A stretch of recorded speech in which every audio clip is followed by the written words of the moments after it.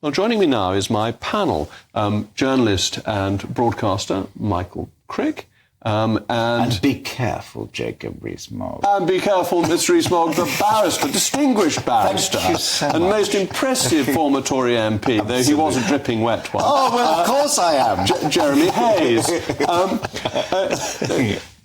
You had experience in the House of Commons with closed votes. Yeah. This wasn't a closed vote, but 58 plus the tellers, 60 voting against the government, it's quite a lot. Well, this was Clause 4, wasn't it? This is something I don't quite understand. This is something you Well, there were two votes. Oh. One was a Bill Cash amendment, and one was on Clause 4. One was on tightening up the rights to appeal, and one was on powers I of thought it was about abolishing the rights to appeal. It was very carefully limiting them. Well, yes, but they're fairly carefully limited anyway. But I mean, look, you're a leader of the House, and you know, despite our differences, are a great parliamentarian. You believe in the rule of law. How could you say and vote for don't give people the right of appeal? I believe in the sovereignty of Parliament. I believe that Parliament must have the final choice. And so I'm concerned that the courts have been thwarting the will of Parliament, particularly foreign courts.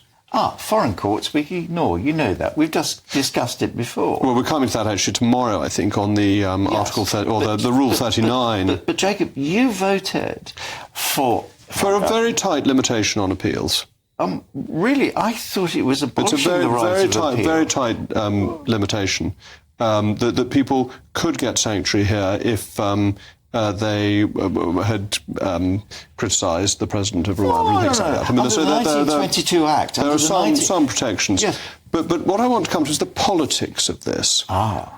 How difficult is this for the government? Oh, it's terribly difficult. You can't have people rebelling. I mean, you were saying you were loyal to Rishi Sunak because he was Prime Minister not so long ago when we spoke, and I know you... I want him to remain Prime Minister, without question. You do. Well, you want a Tory government. But look how it looks to the public. People do not vote for a divided party. Doesn't it actually look as if only the rebels are in touch with public opinion? But they're not in touch. If you look at the opinion poll yesterday, it showed all our constituencies want tougher, even tougher than the amendments were going, restraints on illegal migration. Do we have leadership? Do we have government? Or do we follow opinion polls? Michael? Well, are you going to vote for the bill tomorrow? I haven't decided. You haven't decided? Ooh. Why not? Because you were denouncing it in this studio a few minutes ago as being much worse as a result of the amendments not going through. So how would you vote for it? I was saying that the amendments would have made it better. But one shouldn't necessarily always let the best be the enemy of the good. So no, I will wait and see. What is it you're waiting to see? Well, I'm asking the questions here today. We're not asking you. Don't worry. I think he's got you. No, but which way are you more likely to go? Against, or are you going to fall in line?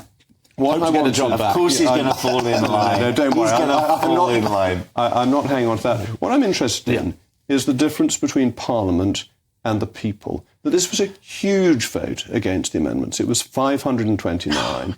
Now, the last very big vote of this kind I was involved with was when 530 voted in favour of Leveson, and I was a teller on the other side with 13 of us who voted against. And it seems to me this is another occasion when Parliament is not in accord with what people want. People want a free press and they want controlled migration.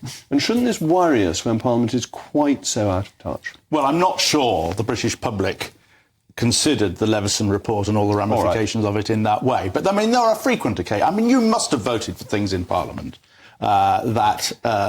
you must have voted against public opinion in Parliament on some of the social issues, but for not instance. Necessarily where people abortion, for instance, these days, the public is in favour of that. But not on things where people feel so strongly in an immediate political interest. This is a top of people's list, particularly if you look at people who voted Conservative in 2019.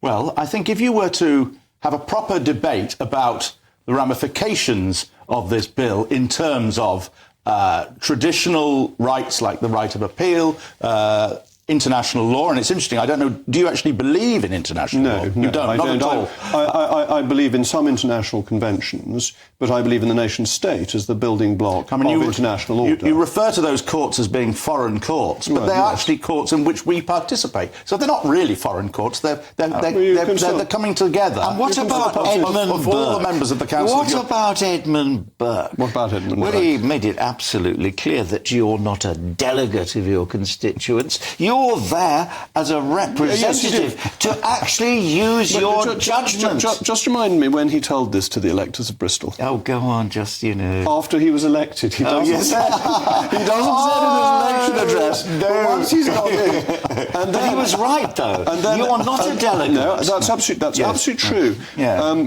And I think that is an important part of our constitutional system. Yeah. But I do worry when public opinion and Parliament is very, very different. Chasing opinion polls. It does happen from time to time. Chasing opinion polls, it's not good politics. And also, I mean, Parliament rebels a lot more than it ever used to, didn't it? I mean, these figures... I mean, I've just been studying the Suez era and the era of Ted Heath as Chief Whip, because I'm writing a book about him. And the rebellions he had to cope with were tiny in that period, which was quite a tempestuous period compared with today, which is a healthy thing, I think.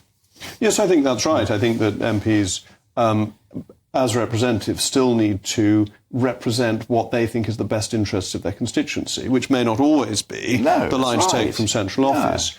But on this issue, I'm surprised, actually, by the strength of public opinion the opinion poll revealed yesterday, that it seems to be a concern in constituencies that aren't particularly affected by migration. I think only a handful of constituencies had a majority who wanted more migration. Isn't this a surprising sense of feeling, and that politicians need to be attuned to it? Well, I think the pictures of people coming up beaches are particularly vivid. And I think also opinion polls all show that the public thinks that the level of immigration and the number of immigrants that are here is a lot more than it actually is. No, that's one of the things it showed, that people thought a tenth of the number who come in each year were coming in. They thought it was 70,000 and that was too many. Oh, 70,000 including the illegals ones. Yeah. And that, again, was very surprising. So even at a much lower level...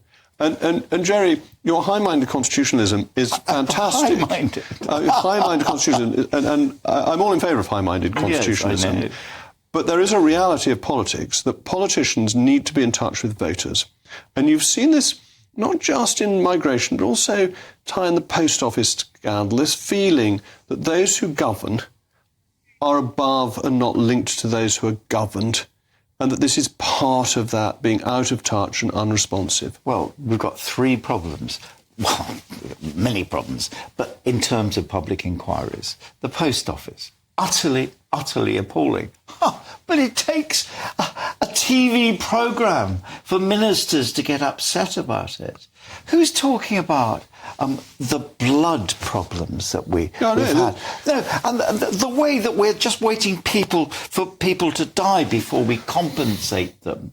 The next problem is going to be, it used to be, we called it the Child Support Agency. That is another problem. I think we're going to have to stop at that point, though. We could do a whole programme on the Child Support Agency. In my experience as a constituency MP, it is the least effective bureaucratic body I deal with. Anyway,